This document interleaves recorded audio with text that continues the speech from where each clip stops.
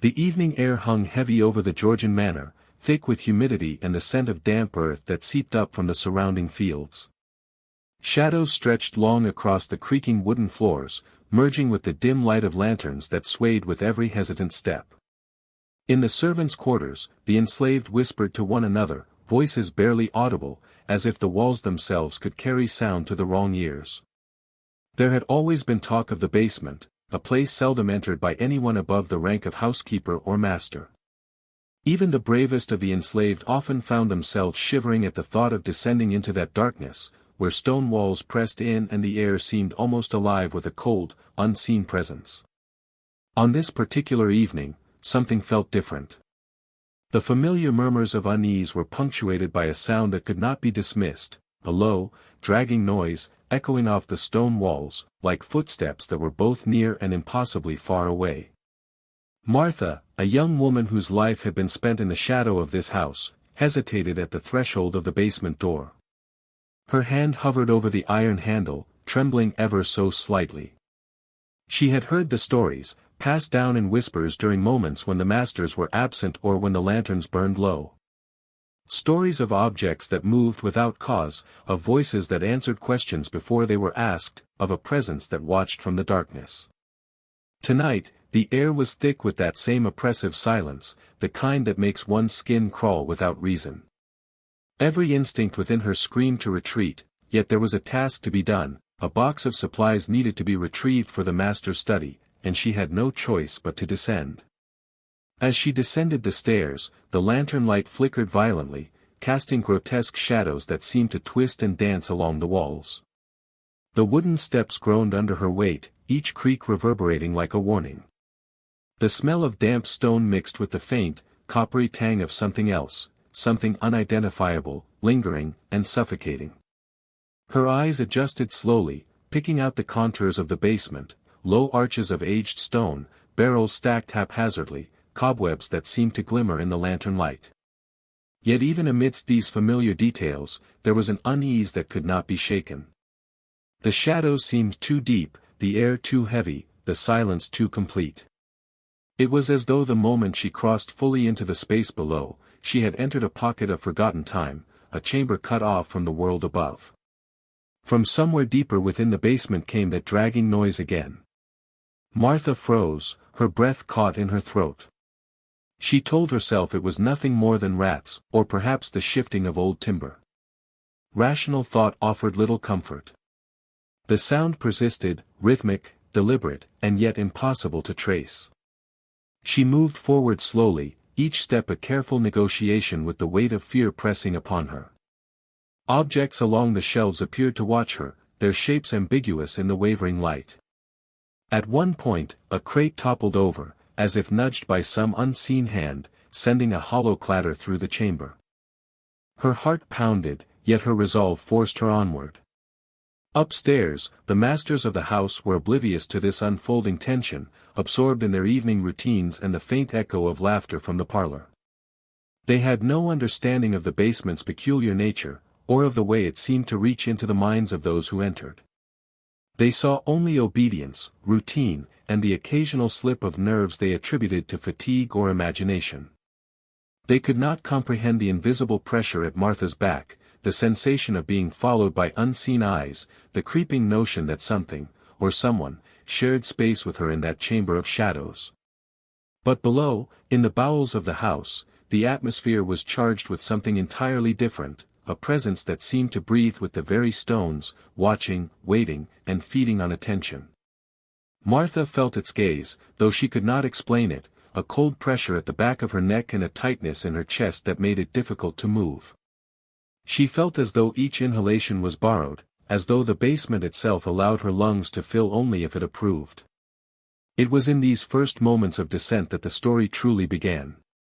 The basement, in all its shadowed depth and silent menace, was no longer simply a storage space. It was a place where the natural laws of the house, and perhaps the world, appeared suspended. Sounds warped and echoed in impossible ways, corners held shapes that disappeared when approached, and the light from the lantern seemed swallowed rather than cast outward. Every step Martha took felt like a negotiation with an invisible force, a test of courage that had no precedent. The old stories, once whispered with a mixture of fear and disbelief, now seemed like warnings carved into the very walls themselves. Suddenly, a faint, almost inaudible whisper floated through the room. Martha spun, lantern swinging, but saw only shadows. The sound was delicate and fleeting, as though someone, or something, was speaking directly to her, yet there was no one there. She paused, straining to catch a word, a syllable, anything that could make sense of the impossible.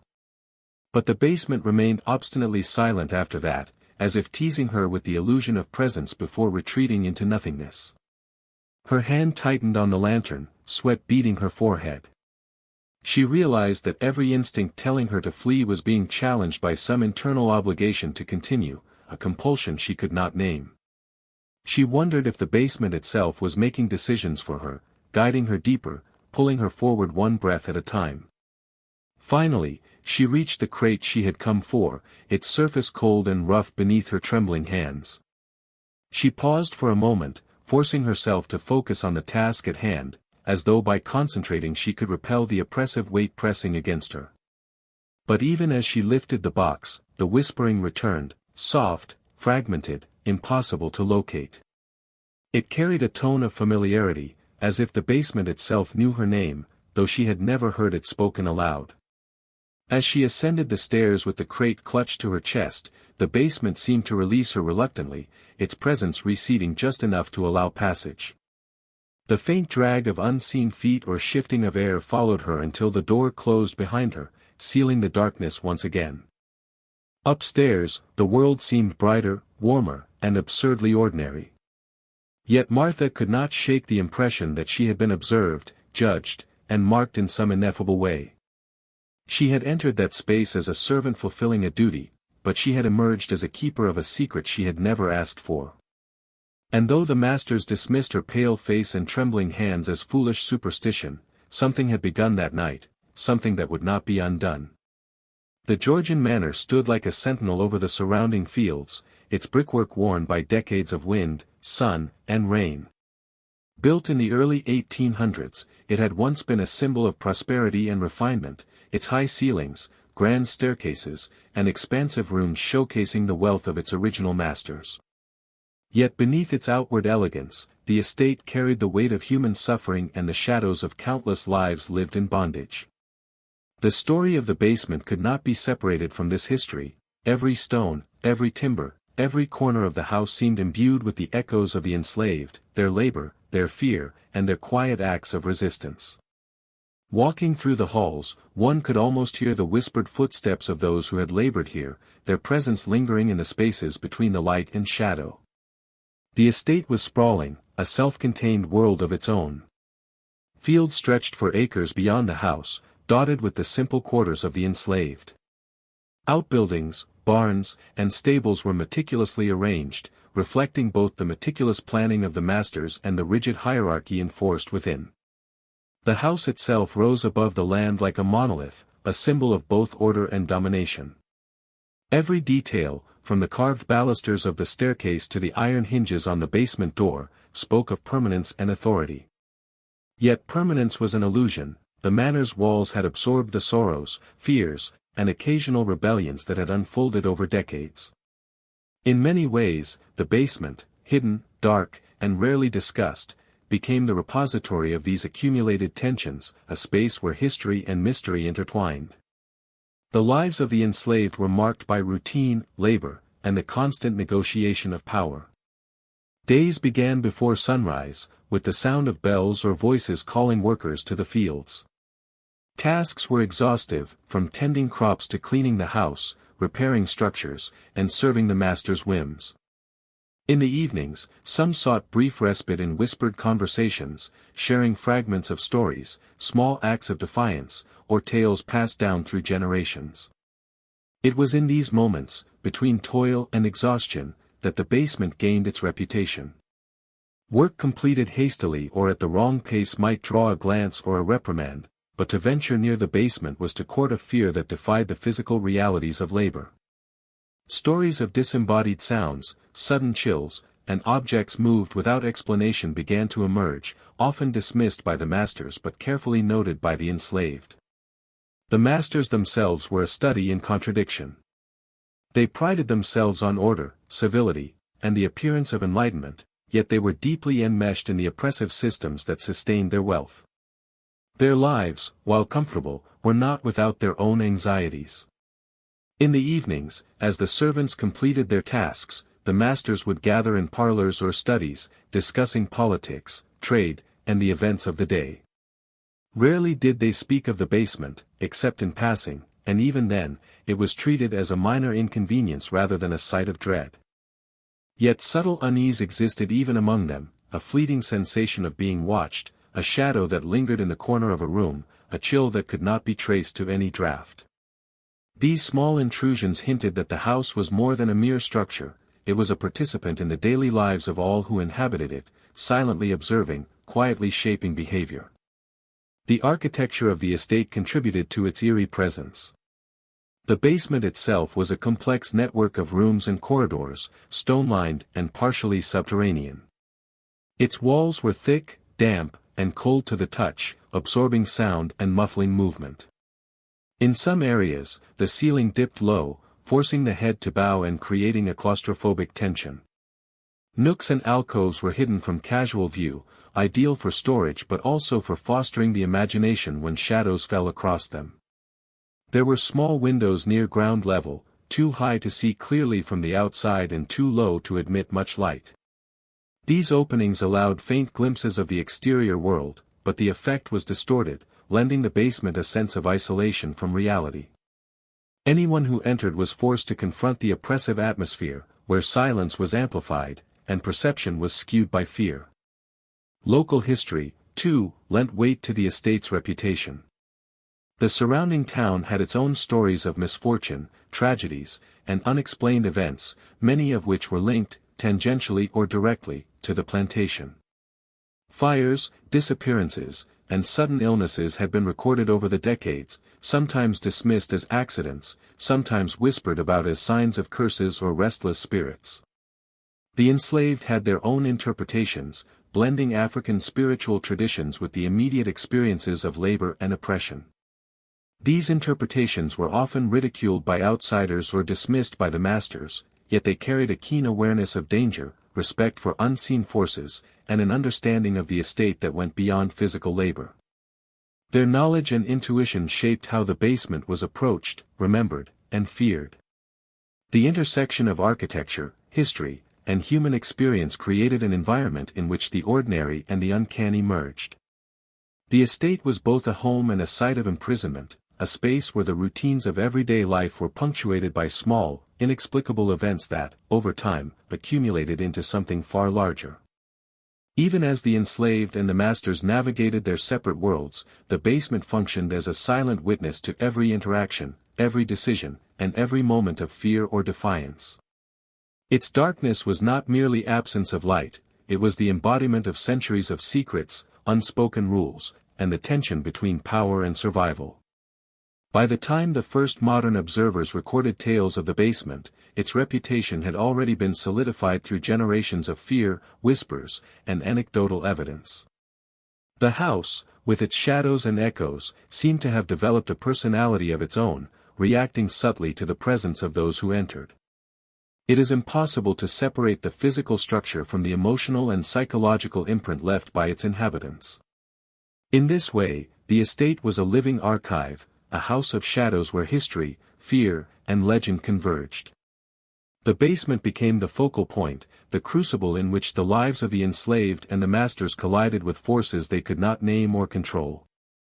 Understanding the estate, then, is crucial to understanding the story of the basement. The architecture, the social hierarchy, the daily rhythms of labor and authority, and the overlay of folklore and superstition all combine to create an environment ripe for mystery. Every element of the house contributed to the sense that the basement was not merely a storage space but a threshold to something beyond comprehension. To the enslaved, it was a place of dread and reverence, a dark mirror of the lives they led above. To the masters, it was a source of subtle anxiety, a reminder that control was never absolute. The estate's history and its walls, steeped in both human and architectural memory, set the stage for the unfolding terror that would come to define the basement. The first signs of something amiss in the basement were subtle, almost imperceptible, yet they carried a weight that those who experienced them could not ignore. It began with minor disturbances, objects slightly out of place, shadows that seemed to linger where none should have been, and the occasional chill that crept along the skin, no matter how tightly one was cloaked. At first, the enslaved attributed these incidents to the natural creaking of the old house or the drafts that whispered through the stone walls. The masters, when informed, often dismissed the reports with polite skepticism or mild irritation, believing tired eyes or overactive imaginations to be the source of concern. Yet the frequency and intensity of these anomalies gradually eroded any comfort in rational explanation. Among the enslaved, quiet conversations began to carry an edge of urgency. They spoke in hushed tones about footsteps that followed them when no one else was present, about the faintest scratching on the walls that could never be located, and about the sensation of being watched from the darkness. Old Martha, who had lived on the estate longer than anyone else could recall, insisted that the basement was hungry, a phrase that puzzled some and terrified others. Her experience and age lent her words weight, and even those who wished to dismiss her warnings found themselves uneasy when confronted by events that defied ordinary reasoning. Patterns emerged. The phenomena were most pronounced at twilight, when shadows lengthened and the air grew heavy with the residue of the day's labor. The masters, increasingly aware that the basement was no longer a benign or neutral space, attempted to confront these disturbances directly. They sent servants to inspect, to measure, to account for every sound and movement. The effort, however, only magnified the sense of unease. Objects that had been placed carefully on shelves toppled over without cause, tools vanished and reappeared in locations that no one could explain, and the faint scraping of feet echoed along the stone walls, always out of sync with any human movement. The irony was that each attempt to rationalize the basement's behavior only seemed to provoke more anomalies, as though the space itself responded to attention with a will of its own. Some of the earliest documented encounters were innocuous on the surface yet carried an undeniable emotional weight. A young boy tasked with carrying barrels down the narrow corridor reported seeing figures at the edge of his vision, shadowed forms that dissolved when turned toward, leaving only the cold, oppressive air. Another enslaved worker described the sensation of hands brushing her shoulders when she was alone, though no one else was near. The masters began to notice it as well, doors creaking open when no one had approached, the faint smell of smoke with no fire in the hearth, and the eerie sensation of being followed within the house's upper rooms. These early omens, dismissed by some, became the foundation for a growing terror that was impossible to ignore. Animals, too, seemed to react to the basement's presence. Cats refused to enter certain corners, their fur bristling and backs arched as they stared into emptiness. Dogs would growl at unseen entities, retreating from spaces where human courage alone could not penetrate. Even the horses in the stables, usually docile and obedient, would shy away from the shadow of the estate's west wing, as if some imperceptible force extended beyond the basement itself. The natural world, it seemed, recognized what humans could not yet articulate, that this was not a simple house with ordinary disturbances, but a place imbued with a malevolent or sentient quality that resisted understanding. As these anomalies persisted, the psychological effect on the enslaved intensified. Fear became a constant companion, settling in the chest and stomach like a physical weight. Workers began avoiding the basement when possible, even at the cost of punishment or reprimand. Some reported sleepless nights, haunted by the memory of glimpsed shadows or the sensation of being observed. Anxiety spread quietly but inexorably through the quarters, a silent contagion that few could name. The masters, though still outwardly in control, were not immune. Some began experiencing headaches, nausea, and a pervasive sense of dread that they could not attribute to any tangible cause. Rational explanations failed to account for the cumulative weight of these sensations, leaving both enslaved and masters vulnerable to the basement's oppressive presence. The phenomena were not limited to physical or sensory anomalies. Dreams and visions began to accompany the waking experiences of those who spent time near the basement.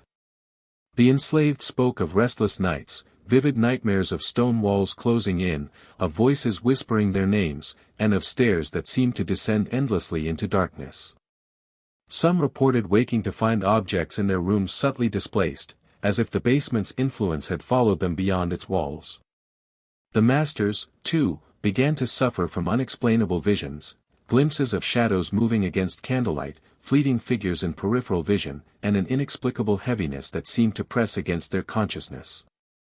These psychological effects underscored a growing pattern. The basement's influence extended beyond physical boundaries, infiltrating thought and perception. Folklore and oral history played a role in interpreting these first omens. Among the enslaved, tales of spirits, ancestral warnings, and curses circulated quietly. Some suggested that the basement had been built upon land with a dark past, that the stones themselves carried memory and resentment. Others believed that the master's cruelty had attracted a form of spiritual reckoning, manifesting in the basement as a guardian of balance or retribution. While these interpretations were not universally accepted, they provided a framework for understanding the inexplicable events and allowed some measure of psychological preparation for encounters with the unknown. Rational explanations, by contrast, seemed insufficient, unable to account for the precision, timing, and persistence of the anomalies. The first omens also highlighted the growing divide between the enslaved and the masters. Those who experienced the basement's influence directly developed a cautious reverence, treating the space with a mixture of fear and respect. The masters, initially dismissive, found their authority challenged by the inexplicable occurrences. Attempts to assert control over the basement through inspection, punishment, or ritual only seemed to provoke further disturbances. The space, already imbued with historical weight, appeared to develop an almost sentient quality, responding to human attention with subtle yet undeniable consequences. This dynamic established a tension that would define subsequent events, a struggle not between people alone, but between human understanding and forces that resisted comprehension. By the end of this period, the basement had begun to assert itself as a locus of fear, its unseen forces shaping behavior and perception. The earliest anomalies, though individually minor, combined into a pattern that could not be ignored. The dragging noises, shifting shadows, displaced objects, and psychological disturbances coalesced into a singular presence that loomed over the estate. Both the enslaved and the masters were forced to acknowledge its power, even if only subconsciously. The first omens were not dramatic, explosive events, they were quiet, insidious, and persistent. Yet they carried the unmistakable mark of something extraordinary, a space that was not merely observed, but that observed in return. By recognizing these early signs, the audience begins to understand the basement as more than a physical location. It is a character in its own right, shaping events, influencing behavior, and blurring the line between rationality and fear. The cumulative weight of these omens establishes a foundation of suspense, setting the stage for the whispered testimonies, escalating tension, and psychological unraveling that will follow. The first omens were subtle, but they were the initial tremors of a force that would grow steadily, ultimately consuming the lives and minds of those who dared to engage with it. By the time the stories of the basement had begun to circulate widely among the enslaved and occasionally reached the ears of the masters, the narrative of fear had developed a life of its own. The events, once dismissed as isolated anomalies, became threads in a growing tapestry of dread. Whispered testimonies circulated during the brief moments of privacy that existed in the quarters, in the fields, or beside the flickering glow of a lantern at night. The enslaved spoke of fleeting glimpses of shadows that moved independently of the light, of faint voices that replied before a question could even be formed, and of doors that seemed to open and close with deliberate intent, as if the house itself were breathing. Each account was layered with nuance. The fear was not only in what was seen or heard, but in what was anticipated, in the sense of unseen attention pressing against the mind. Elias, a middle-aged man whose life had been marked by years of labor and quiet endurance, described the sensation of being followed down the narrow corridors of the basement. "It's not a person," he whispered to those gathered in a corner of the quarters. "It's a watching, it knows when you're scared, and it moves closer when you try to run." His testimony was met with a mixture of awe and skepticism, younger enslaved workers exchanged uneasy glances, while older individuals nodded in quiet acknowledgement, understanding that experience often transcended words. These accounts, repeated and embellished with each telling, began to form an oral record that existed parallel to the sparse written records kept by the masters. The masters, though initially reluctant to engage, were not entirely immune to the basement's growing notoriety. Small incidents began to reach their awareness: the faint smell of smoke in a room without fire, tools inexplicably displaced, and the unsettling impression that one's movements were being mirrored or anticipated. A visiting cousin of the master family recounted a moment when he descended the basement steps and felt a sudden weight on his chest, accompanied by a whisper so faint it could have been the wind, or so he tried to convince himself. Such testimonies, while less frequent than those of the enslaved, carried a particular weight, as they contradicted the narrative of complete control and rational oversight the masters sought to maintain. The basement was proving to be a space where hierarchy and authority faltered, and this erosion of confidence contributed to a subtle but pervasive unease throughout the estate. As these stories circulated, they began to take on a rhythm of their own.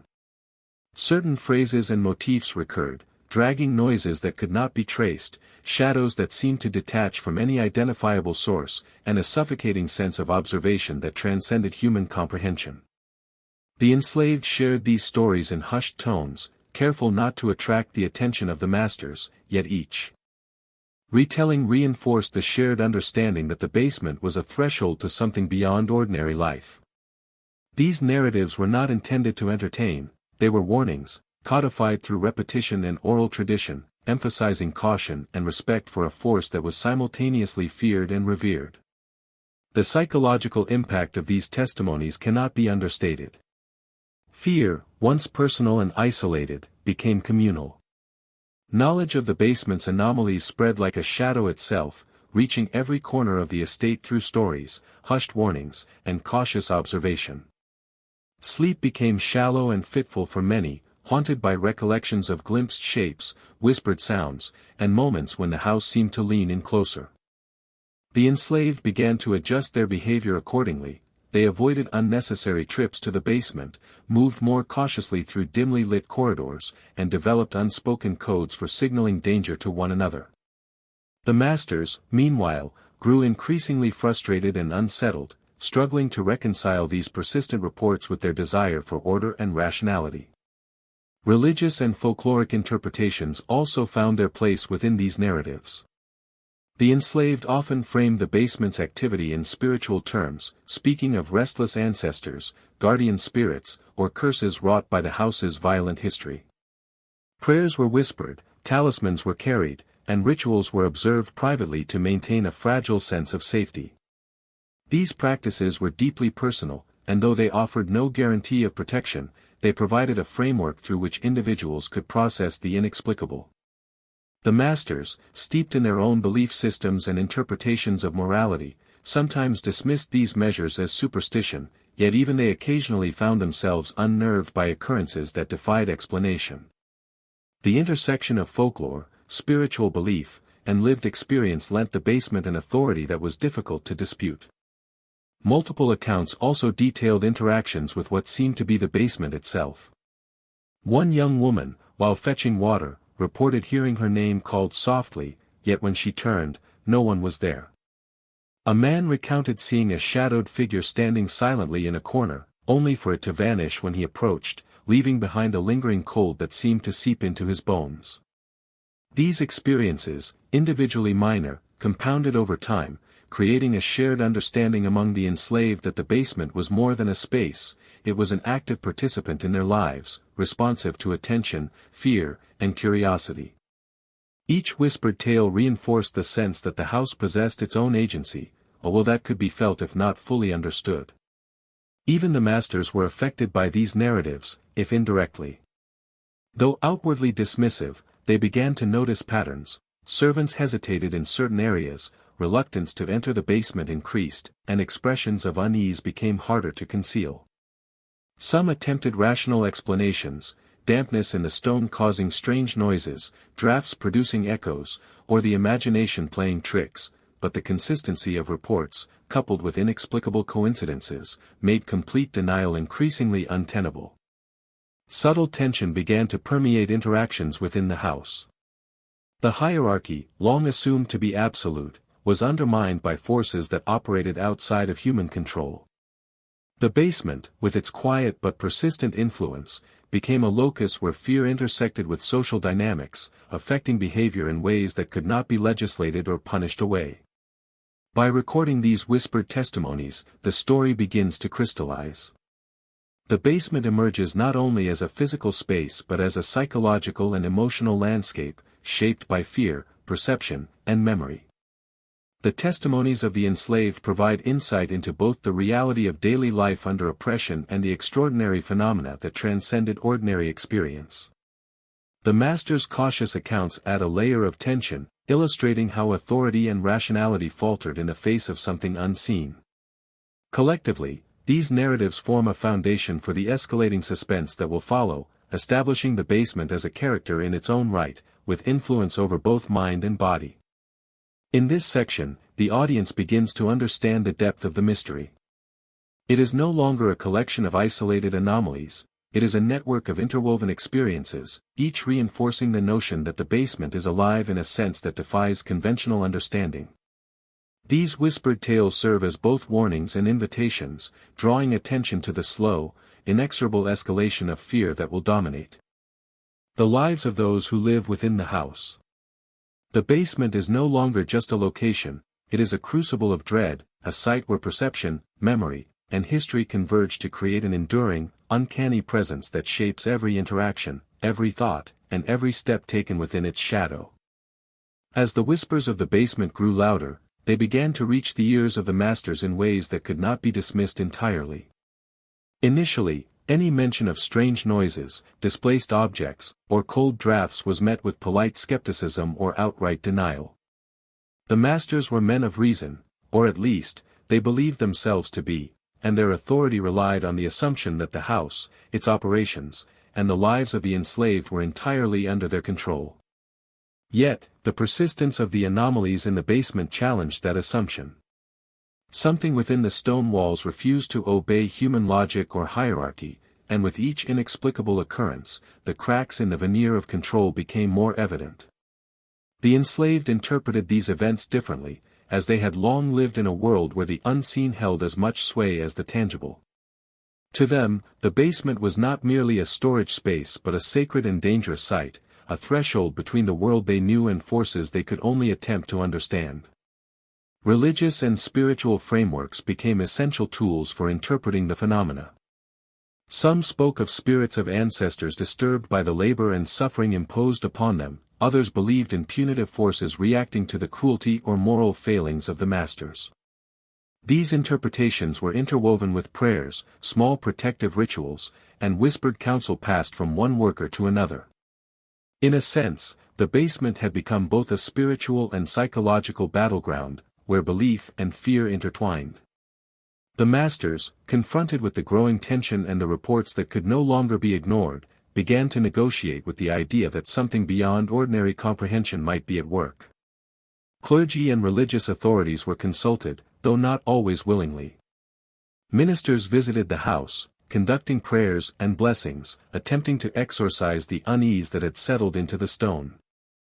Sermons on morality, obedience, and divine punishment were delivered, implicitly linking the basement's disturbances to spiritual or moral failings.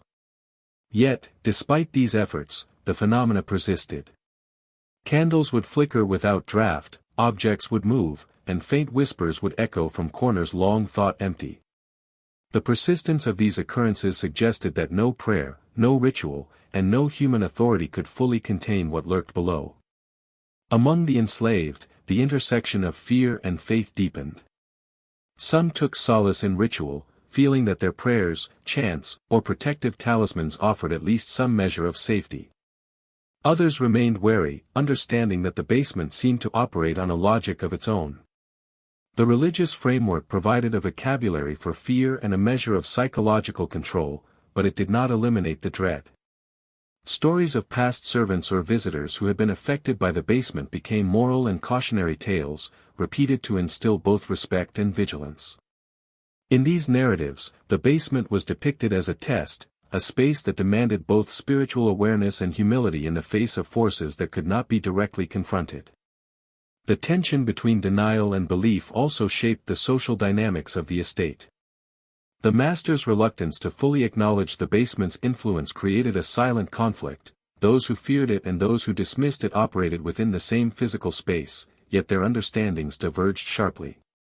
This conflict heightened psychological strain on all sides. Enslaved workers faced subtle pressure to perform tasks they increasingly feared, navigating the risk of punishment while balancing the instinct to protect themselves from forces they did not fully comprehend. Meanwhile, the masters wrestled with a growing sense of unease that threatened their authority, forcing them to question the limits of their rationality and control. The basement's phenomena also began to affect communal rituals and religious practice. In some cases, workers would gather secretly to pray before descending, holding candles or small charms, invoking protective spirits or saints to ward off harm. These gatherings were quiet, deliberate, and filled with reverence. To outsiders, the practices might have seemed superstitious, yet they represented a pragmatic response to consistent, inexplicable experiences. The act of ritual became a negotiation with fear itself, an attempt to exert some measure of agency in a space where agency appeared to falter. Even the masters occasionally observed these gatherings, often with skepticism, but sometimes with a sense of uneasy respect, as if the rituals acknowledged truths that reason alone could not confront. Despite the spiritual framework offered by the enslaved, the masters persisted in seeking rational explanations. They commissioned local craftsmen to inspect the basement, checking for structural flaws, hidden drafts, or sources of odor or noise. Every conceivable natural cause was examined: shifting foundations, temperature fluctuations, rodents, and even gas pockets were considered. Yet these investigations yielded little insight. The basement's disturbances did not follow predictable patterns, and no evidence could account for the sense of being watched, the inexplicable movement of objects, or the persistent cold that seemed to cling to flesh and bone. With each inconclusive investigation, the tension between belief and denial grew sharper, and the house's authority as a physical and social space became increasingly ambiguous. This period also revealed the subtle psychological consequences of denial.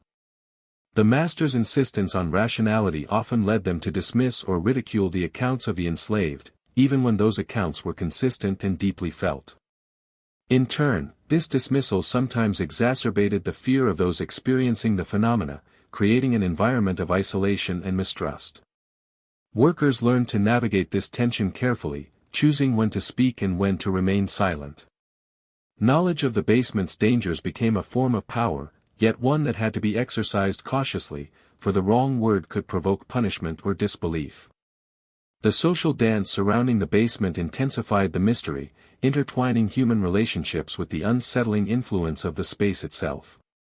By the end of this stage, the basement had asserted its presence as a force that resisted simple categorization. It was a physical space imbued with history, a psychological landscape shaped by fear, and a spiritual domain interpreted through ritual and belief. Denial and religious tension operated in parallel. The masters clung to reason and control, while the enslaved relied on faith, superstition, and lived experience to navigate the uncertainty. Neither perspective could fully explain or contain the basement, and in that tension lay the foundation for the escalating events that would follow. The basement was no longer a passive backdrop. It was a crucible where authority, faith, and fear collided, shaping the lives and minds of everyone within its reach. As the weeks passed, the basement's presence grew more insistent, its disturbances no longer subtle but increasingly impossible to ignore. What had begun as faint whispers, displaced objects, and inexplicable drafts escalated into phenomena that could not be rationalized, dismissed, or silenced. The enslaved approached the space with heightened caution, often refusing to descend unless absolutely necessary, their steps deliberate, their bodies tense with anticipation. Those who had experienced the basement directly carried with them a lingering unease, a sense that the house's shadow had imprinted itself upon their very consciousness. Each interaction with the basement, no matter how brief, seemed to erode some measure of psychological equilibrium, leaving behind traces of anxiety, paranoia, and dread. The masters, previously confident in their authority, began to exhibit signs of obsession. One would linger near the basement door, peering into the darkness with an intensity that unsettled even those accustomed to hierarchy and discipline. Another spent hours in the study, reviewing every record, every detail of the house's construction and maintenance, searching for logical explanations that remained elusive. Their behavior became erratic, tempers flared over minor grievances, sleep was disrupted by dreams that mirrored the shadows and whispers of the basement, and an almost compulsive need to witness the phenomena overtook reasoned judgment. The very act of observing, it seemed, provoked the basement's response, as though the space were alive and attuned to human attention, feeding off anxiety and curiosity alike. For the enslaved, the escalation brought both fear and practical challenges. Tasks that required descent into the basement were fraught with dread. Simple chores, retrieving water, moving supplies, repairing structural damage, became psychological trials. Even when they succeeded, the stories of anomalies spread quickly, reinforcing collective fear. The basement had shifted from a location of occasional concern to a locus of constant tension, a place that demanded respect, caution, and avoidance when possible. Workers developed informal codes, subtle signals to indicate danger or to advise others of what they had witnessed. These codes were acts of survival, pragmatic adaptations in a space where the ordinary rules of safety and predictability no longer applied. The psychological toll was evident. Fear hardened into obsession for some, while for others, it generated paralyzing anxiety. Nights were sleepless, dreams invaded by shadowed corridors and dragging sounds, waking hours punctuated by fleeting glimpses of movement at the edge of vision. The master's increasing fixation created a feedback loop. Their insistence on uncovering the truth seemed to provoke the basement further, as if attention alone intensified its activity. One night, a master reportedly spent hours standing at the top of the basement stairs, listening to the dragging noise, the faint scraping, and the low whispering that had come to define the space. He descended only reluctantly, clutching a lantern, each step deliberate yet increasingly unsteady, reflecting the internal collapse of rational composure under persistent, unexplained phenomena. Animals continued to respond to the escalation. Horses shied more violently, dogs barked incessantly at invisible presences, and cats flattened themselves against walls in terror. Even birds nesting in nearby trees behaved differently, fluttering and shrieking in response to sudden, unseen disturbances. The natural world, it seemed, was acutely aware of the basement's growing intensity, reinforcing the idea that the house was imbued with a force beyond human understanding. These reactions, while dismissed by some as coincidence, became difficult to ignore when observed consistently across species, adding to the growing dread and sense of inevitability surrounding the space. The escalation was not only physical but deeply psychological. The basement began to intrude upon perception itself. Individuals reported hearing footsteps mirroring their own, whispers that seemed to respond to private thoughts, and fleeting shadows that vanished when confronted. Rational thought struggled to maintain clarity in the face of these persistent, unpredictable events. Even those who had once scoffed at the stories found themselves second-guessing memory, questioning whether fear had distorted observation, or whether some external intelligence operated within the basement's walls. The line between imagination and reality blurred, leaving all who entered vulnerable to doubt, suggestion, and heightened terror. Social dynamics within the estate were also transformed. The master's obsession with the basement created tension between themselves and the enslaved. Workers were expected to perform tasks despite fear, yet their accounts of what occurred were increasingly treated with suspicion or outright dismissal. At the same time, the master's own erratic behavior became a source of concern for the enslaved, who navigated not only the basement's dangers but also the unpredictable moods of those in authority. The space, therefore, became a locus of both physical and social hazard, shaping interactions and relationships in subtle but powerful ways. Fear now operated as a binding force, dictating movement, conversation, and behavior throughout the estate. Attempts to confront the basement directly often ended in frustration or further disturbance. One master, determined to assert control, organized a thorough inspection. Lanterns in hand, the walls were measured, objects catalogued, and every conceivable source of noise or draft examined. Yet the basement resisted these efforts. A tool left in a precise location would later be found displaced. A shadow observed carefully from a safe distance seemed to shift and expand unpredictably. The experience fostered a creeping sense of futility, a realization that some forces, whether natural or supernatural, might operate beyond the capacity of reason and authority. This recognition fed the obsession, as each failed effort reinforced the desire to understand, and the desire to understand only provoked further disturbance. The escalation culminated in a pervasive sense that the basement was no longer a place merely to be entered but a presence to be endured. Its influence extended beyond the physical space, shaping thought, emotion, and social interaction. The act of descending became a test of endurance, a confrontation with forces that defied naming or comprehension. The enslaved navigated their fear through careful ritual and observation, while the masters oscillated between denial, obsession, and intermittent terror. Together, they inhabited a psychological landscape in which authority, reason, and control were challenged by a persistent, inscrutable entity that seemed to feed on human attention and fear. By this point, the basement had established itself as a character within the estate. It was no longer simply a physical space but an active agent in the lives of those who lived above it. The accumulation of sound, shadow, and suggestion created a persistent state of tension that shaped daily routines, decisions, and behavior. Madness and obsession intertwined, creating an environment where the extraordinary intruded upon the ordinary, and where every descent into darkness was both a confrontation with fear and a negotiation with an intelligence that could not be reasoned with or tamed. The basement's escalation was complete. It had moved from subtle omens to active, inescapable influence, marking the lives of all who encountered it. As the basement's inexplicable phenomena continued to grow in both frequency and intensity, those who had previously dismissed the events were forced to confront the terrifying possibility that something beyond comprehension was at work. This section delves deeply into the various ways the people of the plantation and the surrounding community attempted to rationalize the occurrences, blending historical context, cultural belief, and early scientific thought to provide a rich exploration of human attempts to make sense of the unknown. Among the enslaved population, oral tradition and folklore were the primary tools used to interpret the basement's mysterious behavior. Elders would recount stories of restless spirits and ancestral warnings, linking the strange sounds and fleeting shadows to supernatural presences tied to the land or to the violent history of slavery itself. These narratives served both as cautionary tales and as a means of psychological survival, providing a framework to articulate fear in a world that often ignored or punished expressions of it.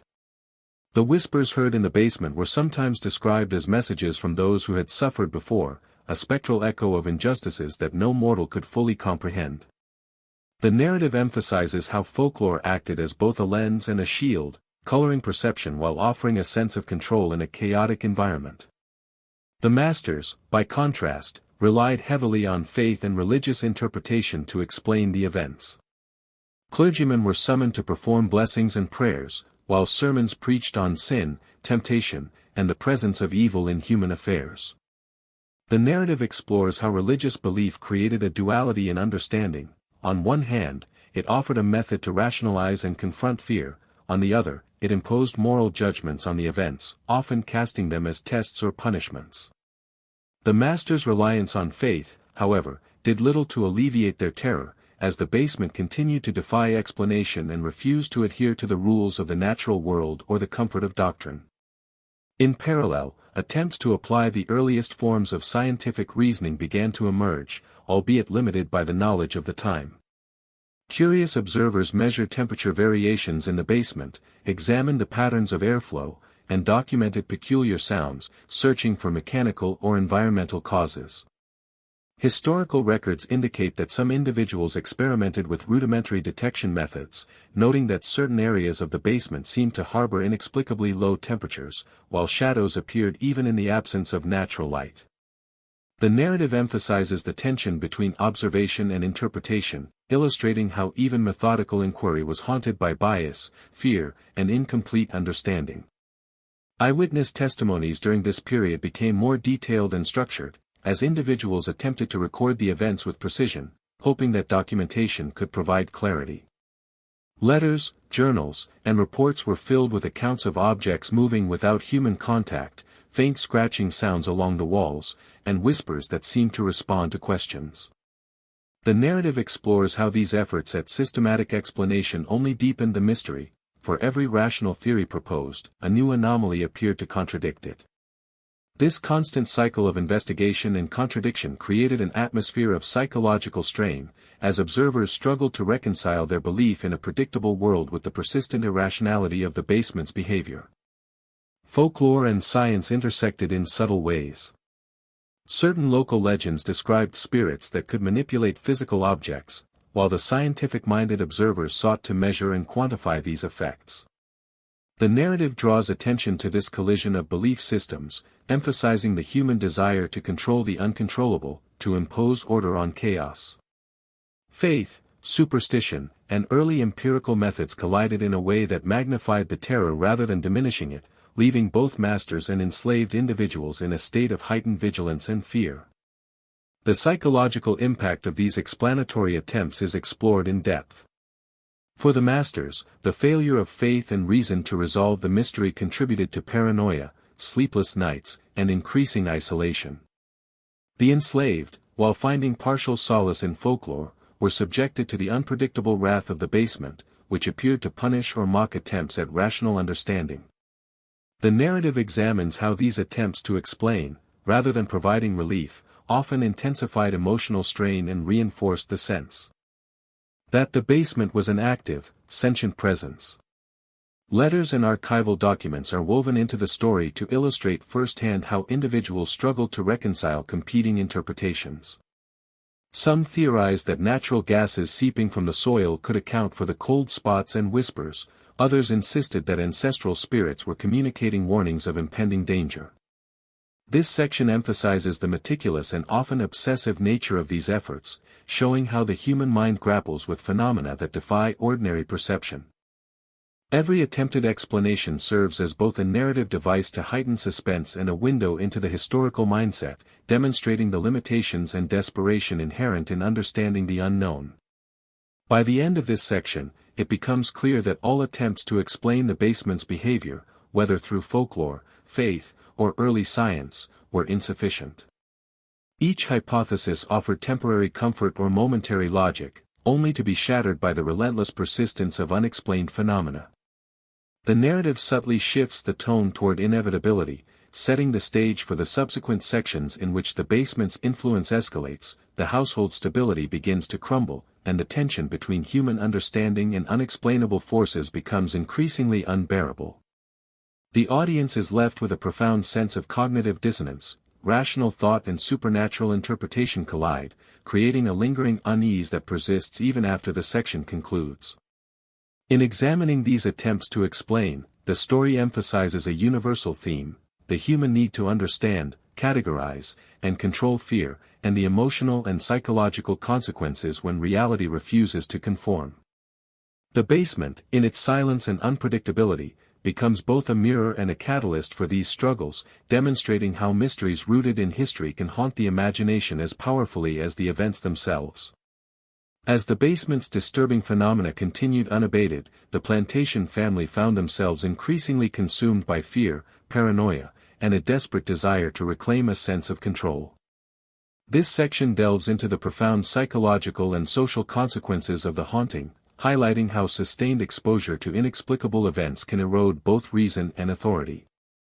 The narrative portrays the slow unraveling of the household, focusing on the retreat from everyday life, the isolation of key family members, and the gradual breakdown of the rigid social structures that had long defined the plantation. Initially, the family attempted to maintain a facade of normalcy. Meals were served at the usual hours, chores were completed, and the routines of plantation life continued. Yet, the specter of the basement loomed over every decision. The narrative describes how even ordinary tasks became fraught with tension, children hesitated at doorways leading to the cellar, servants whispered among themselves in fear of unseen listeners, and the adults found themselves constantly checking the basement's door, listening for any sign of movement or sound. The psychological weight of anticipation became nearly unbearable, creating a pervasive atmosphere of dread that infiltrated every corner of the household. Isolation emerged as a coping mechanism for both fear and helplessness. The masters began to avoid the basement entirely, forbidding servants from entering under threat of punishment. Rooms that had once been lively and functional fell silent, and entire wings of the house were abandoned to the shadows. The narrative explores the paradox of this retreat. While intended to create safety, the avoidance of the basement only magnified its presence in the minds of those who lived in fear of it. Shadows, noises, and strange smells seemed to grow more pronounced precisely because attention had shifted away from rational observation toward anxious imagination. The psychological impact on the family was profound. Sleepless nights became routine as the adults lay awake, straining to hear any whisper, footstep, or movement emanating from the basement. The narrative emphasizes the emotional toll of this constant vigilance. Irritability, heightened anxiety, and strained relationships emerged as fear infected daily life.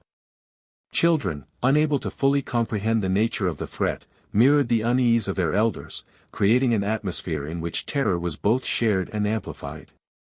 The contrast between the innocence of the young and the crumbling composure of the adults serves as a central tension, reinforcing the human vulnerability to unseen forces. Meanwhile, the enslaved population, whose lives were intimately tied to the basement through labor and proximity, faced their own intensified psychological burdens. They were acutely aware that any disturbance might provoke suspicion, punishment, or further dread from the masters. The narrative details how the enslaved began to avoid certain areas, whispering stories of what they had seen or heard, and in some cases, engaging in secret rituals intended to placate or ward off whatever force occupied the basement. The duality of fear is highlighted. Both the oppressed and the oppressors are haunted, though in different ways, creating a complex web of tension and emotional entanglement that grips the plantation. Attempts to rationalize or control the basement's influence became increasingly desperate. Some family members attempted to light candles continuously, burn herbs, or invoke prayers in hopes of suppressing the disturbances. The narrative describes these efforts with meticulous detail, illustrating both the futility and the ritualistic nature of their attempts. Even the most logical interventions, structural repairs, sealing cracks, or ensuring no drafts could enter the cellar, proved ineffective, reinforcing the perception that the basement itself possessed an autonomous, malevolent intelligence. The story emphasizes the gradual erosion of faith in reason and the growing sense that the house, or at least the basement, was a living entity beyond human understanding. Paranoia soon infiltrated social relations within the household. Servants were suspected of fabricating events or colluding with supernatural forces. Family members distrusted each other's perceptions, questioning whether whispered voices were real or the product of imagination. The narrative explores these tensions in depth, highlighting the corrosive effect of sustained fear on interpersonal trust. Relationships once grounded in hierarchy, duty, or affection became fragile and brittle, with suspicion overshadowing loyalty. This deterioration mirrors the emotional breakdown induced by the basement itself, demonstrating how external forces, real or imagined, can undermine even the strongest human bonds. The section also examines the symbolic significance of the family's retreat. The avoidance of the basement becomes a metaphor for humanity's broader inability to confront the unknown. By withdrawing, the family attempts to assert control over their environment, yet in doing so, they allow the mystery to dominate their consciousness, granting it power over thought, behavior, and emotion. The narrative emphasizes this interplay between fear and agency, illustrating the psychological principle that attempting to suppress a threat without understanding it often magnifies its impact. Shadows become more vivid, whispers more insistent, and the feeling of being watched grows more intense, creating an immersive experience for both the historical actors and the audience. As the haunting intensifies, the boundary between reality and imagination begins to blur. The narrative highlights instances where sounds are misinterpreted, objects are thought to move on their own, and fleeting shadows are attributed to supernatural intent. The psychological strain manifests in physical symptoms, headaches, trembling, and an inability to focus, reinforcing the pervasive sense of dread. This section captures the slow but inexorable transformation of the household from a functioning, hierarchical entity into a fragile, anxiety-ridden environment dominated by fear. By the end of this section, the audience witnesses a household in retreat, both physically and emotionally, from a force they cannot name or fully comprehend. The isolation of the masters, the secretive coping mechanisms of the enslaved, and the pervasive atmosphere of fear set the stage for the eventual collapse of order and the dramatic events that will follow. The narrative creates an emotional crescendo, preparing viewers for the next stage of the story where the haunting reaches a breaking point and the plantation's fragile stability begins to shatter completely. The audience is left with a lingering sense of claustrophobia, suspense, and anticipation, drawn ever closer to the basement itself, which has become a silent, omnipresent character in the unfolding drama. The relentless disturbances emanating from the basement eventually reached a tipping point where rational order and the plantation's social structure could no longer contain them. In this section, the narrative examines the dramatic unraveling of both the household and the lives of those connected to it, portraying the culmination of fear, superstition, and psychological strain in a series of events that forced abandonment and permanent loss. The storytelling emphasizes emotional resonance, historical authenticity, and suspense, allowing the audience to experience the profound consequences of confronting a mystery that defied comprehension. The first signs of collapse were subtle but increasingly impossible to ignore. Servants and family members reported hearing violent noises, footsteps descending the stairs when no one was present, and objects thrown or displaced without apparent cause. These disturbances escalated in intensity, often occurring at night when the darkness magnified fear and imagination. The narrative carefully details these incidents, emphasizing their unpredictability and the growing sense that the basement was no longer merely a physical space but a locus of relentless psychological pressure. Every sound, every shadow, became a reminder that the unknown had taken dominion over the household. The family's attempts to maintain control proved futile. Structural interventions, such as boarding up the basement or attempting to seal it entirely, were met with new and inexplicable phenomena. Objects appeared on the upper floors, whispers seemed to follow people throughout the house, and cold spots appeared in rooms far removed from the basement. The narrative portrays the mounting frustration and terror experienced by the masters, who had relied on hierarchy, authority, and rationality to navigate daily life. Their failure to impose order accentuates the themes of human vulnerability and the limits of understanding, reinforcing the eerie and unsettling tone of the story. Isolation intensified as family members withdrew further into their private chambers, avoiding communal areas where the basement's influence seemed strongest. The enslaved population, already burdened by their proximity to the cellar, found themselves increasingly fearful of reprisals should they report or even acknowledge the disturbances. The narrative examines this dual isolation, highlighting the shared yet differently experienced trauma of both masters and enslaved individuals. Emotional tension escalates as the household becomes fragmented, with suspicion, dread, and helplessness dominating interpersonal relationships. The audience is made acutely aware that fear, unchecked and unexplained, can dismantle the very foundations of human connection. Eventually, the family made the agonizing decision to abandon certain areas of the house entirely. The basement was locked and sealed as best as they could manage, but this act of containment felt more like surrender than control. Furniture was moved, bedrooms vacated, and the main floors were treated as temporary spaces of refuge. The narrative emphasizes the symbolism of this retreat. The physical space of the house mirrors the psychological state of its occupants, with corridors, hallways, and rooms gradually emptied of life, activity, and certainty. This abandonment underscores the severity of the basement's impact, suggesting that no matter how powerful or wealthy a family might be, the unknown can exert a force beyond human capacity to resist. Alongside the physical retreat, the narrative explores emotional and spiritual loss.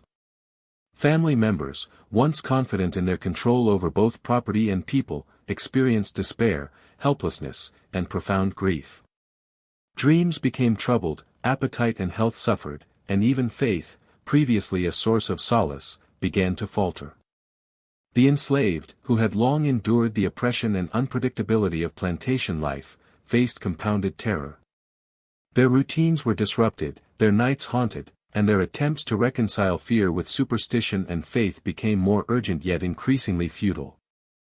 The story underscores how the basement's influence extended beyond immediate terror, seeping into the emotional and spiritual lives of all who lived under its shadow. The narrative also highlights the broader social implications of the collapse. Word of the disturbances spread to neighboring plantations and towns, fueling rumors, gossip, and moral panic. Some locals dismissed the events as exaggeration or hysteria, while others added layers of folklore, transforming the basement into a symbol of both historical injustice and supernatural menace. The audience sees how fear, left unresolved, radiates outward, affecting communities far beyond the immediate scene. The storytelling evokes a sense of historical realism, showing that the consequences of terror are rarely confined to a single household or a single generation. The climax of this section portrays moments of acute crisis, individuals entering the basement never to return for hours, objects shattering spontaneously, and chilling sounds that left witnesses paralyzed. The narrative captures the tension and dread of these experiences, emphasizing their cumulative impact rather than relying on sudden shocks. Each incident reinforces the narrative theme that the basement had become an autonomous presence, one whose influence could not be mitigated by authority, reason, or ritual. The audience experiences the creeping inevitability of collapse, understanding that the plantation, once a center of power and control, was now at the mercy of something unknowable. By the end of the section, the household is left in partial abandonment. The basement, once a functional space, stands sealed yet omnipresent, a silent witness to the events that have transpired. The master's retreat, both physical and psychological, and the altered lives of the enslaved population serve as testimony to the profound consequences of confronting a mystery beyond understanding. The narrative emphasizes lingering tension, unresolved questions, and emotional weight, preparing viewers for the next stage in which the aftermath and enduring legacy of the basement's terror are explored. The audience is left with a sense of loss, both tangible and intangible, and the haunting realization that some mysteries may never be fully reconciled. In the wake of the basement's relentless disturbances and the resulting collapse of order within the plantation, a tense and uneasy silence settled over the property. This section explores the aftermath of the haunting, tracing its impact not only on the physical space of the house but also on the psychological, social, and cultural memory of both the enslaved individuals and the family who once claimed dominion over it.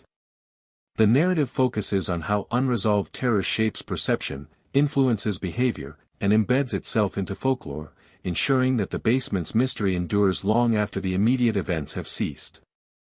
The first months following the retreat were marked by cautious avoidance and quiet resignation. The family, now deeply affected by trauma and fear, limited movement within the house, refusing to enter the basement except under duress or necessity. Servants and enslaved workers mirrored this careful behavior, speaking in hushed tones and maintaining strict routines to avoid attracting attention or provoking further disturbances. The narrative highlights the psychological effect of prolonged tension, showing how anticipation and dread can extend beyond the immediate crisis, creating a lasting atmosphere of anxiety and hypervigilance. The house itself, though outwardly intact, became a repository of unspoken fears and memories that would haunt every room and hallway. This period of silence also allowed the story of the basement to permeate local consciousness. News of the events, carried through whispers, letters, and sporadic conversation, transformed into regional folklore. Neighbors and distant relatives visited briefly, often with a mix of curiosity and apprehension, and accounts of strange phenomena were recounted with embellishments over time.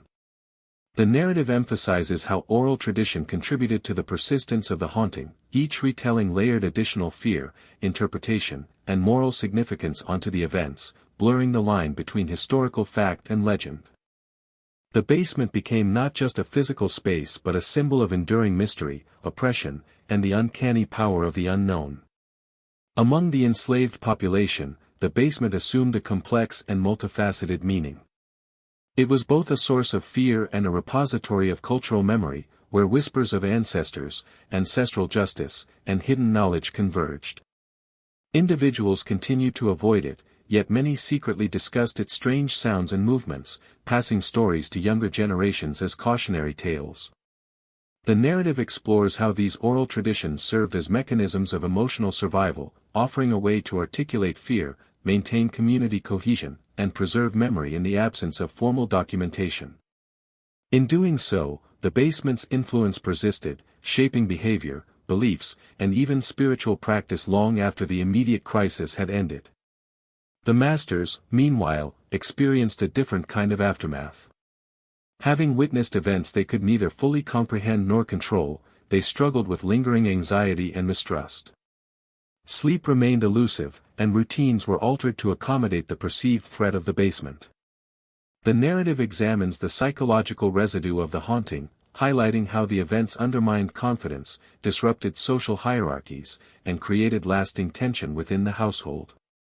Letters and diaries from this period reveal attempts to rationalize what had occurred, but these efforts often only reinforced a sense of helplessness, as the events resisted classification or explanation. The audience gains insight into the human cost of living in close proximity to unexplained phenomena and the enduring effects of fear on cognition, behavior, and interpersonal relationships. Physical changes to the house mirrored the emotional and psychological shifts experienced by its inhabitants. The basement remained sealed and largely untouched, while other areas of the plantation showed signs of neglect and avoidance. Dust collected on unused furniture, rooms were left dark, and corridors became silent, amplifying the sense of abandonment and decay. The narrative emphasizes the interplay between space and memory. The house itself becomes a character in the story, holding the residue of fear and the echoes of past events. For viewers, this evokes a tangible sense of the passage of time and the way spaces bear witness to human experience, trauma, and mystery. The broader social context further complicated the aftermath. Neighbors and local authorities, though often skeptical, could not ignore the repeated reports of unusual activity.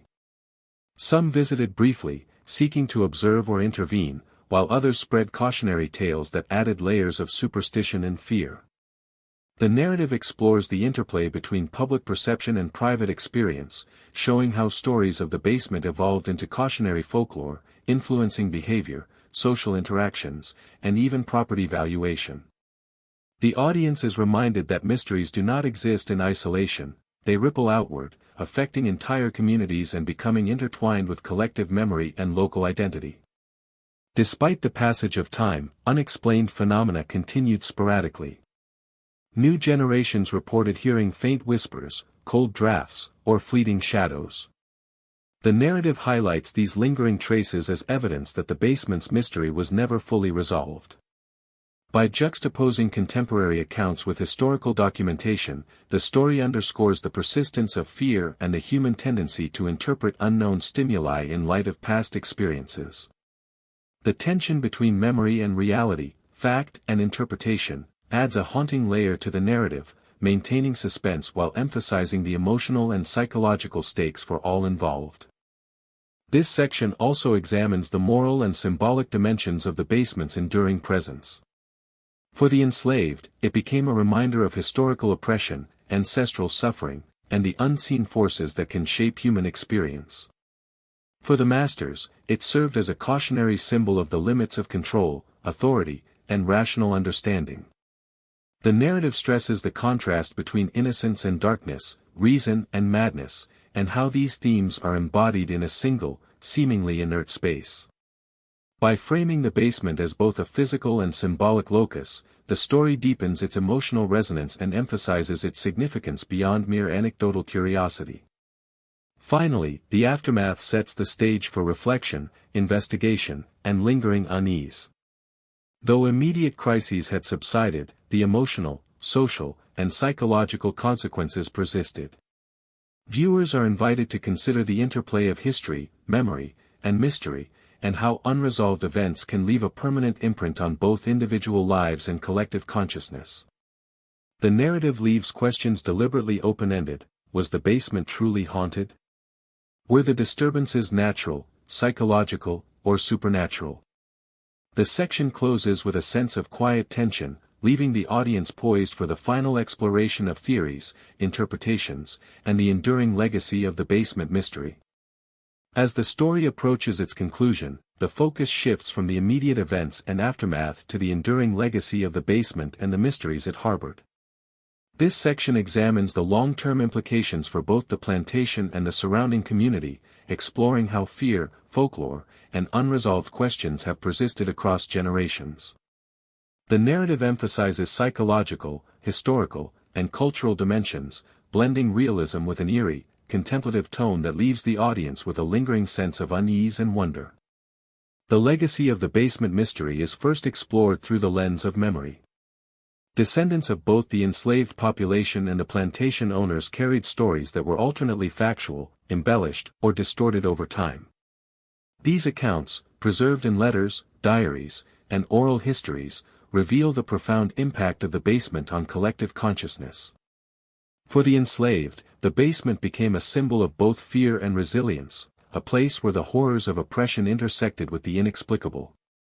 For the family, it remained a cautionary tale of human vulnerability, the limits of authority, and the fragility of reason in the face of unknown forces.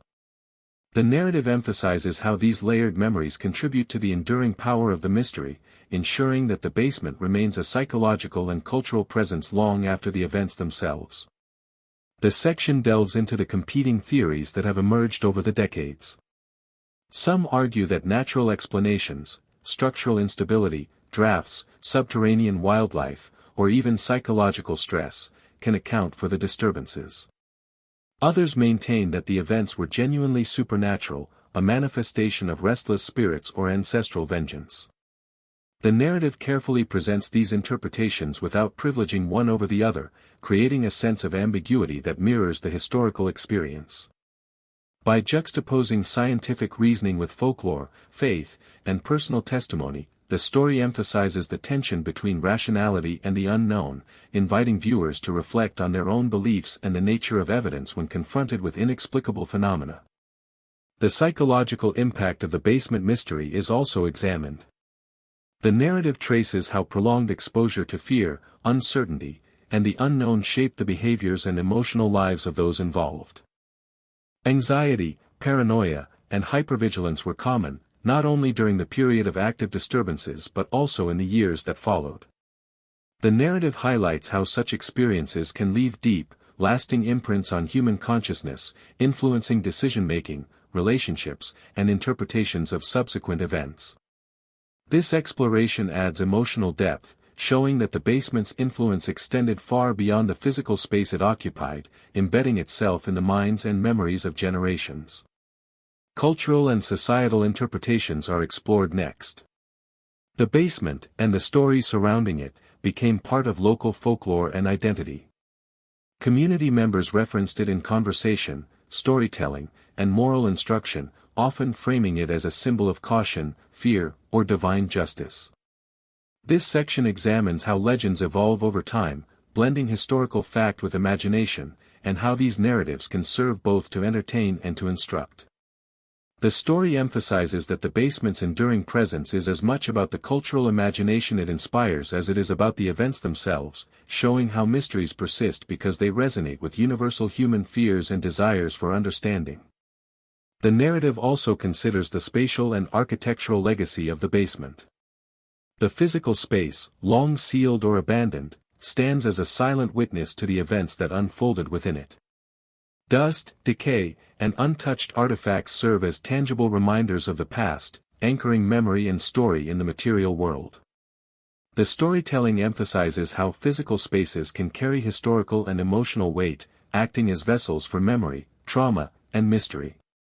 For visitors and descendants alike, the basement is both a real and symbolic site, a place where history, fear, and imagination converge. Ethical and moral reflections are woven throughout this section. The basement mystery is framed not merely as a source of suspense but as a lens through which to examine human behavior, power dynamics, and the consequences of oppression. The narrative draws attention to the contrasts that defined life on the plantation, innocence versus darkness, authority versus vulnerability, and reason versus the unknowable. By situating the story within these larger human concerns, the audience is encouraged to consider the broader lessons embedded in the events, deepening engagement and emotional resonance. The section also revisits the unanswered questions that have perpetuated the basement's mystique. What, if anything, truly caused the phenomena? Were they the product of environmental factors, psychological strain, spiritual presence, or some combination thereof? The narrative leaves these questions intentionally unresolved, emphasizing the enduring tension between explanation and mystery. This ambiguity is central to the cinematic and emotional impact of the story, allowing the audience to grapple with the unknown in a manner similar to those who experienced it firsthand. The unresolved nature of the events ensures that the basement remains alive in memory, imagination, and discourse. Finally, the narrative turns to reflection and synthesis. The basement is portrayed as a symbol of the limits of human understanding and control, a site where history, memory, and fear intersect. Its story serves as a meditation on the enduring power of mystery, the emotional weight of trauma, and the ways in which stories, both true and embellished, can shape communities across generations. The narrative closes on a haunting note, evoking the lingering presence of the basement and its ability to inspire awe, fear, and curiosity long after the events themselves have passed.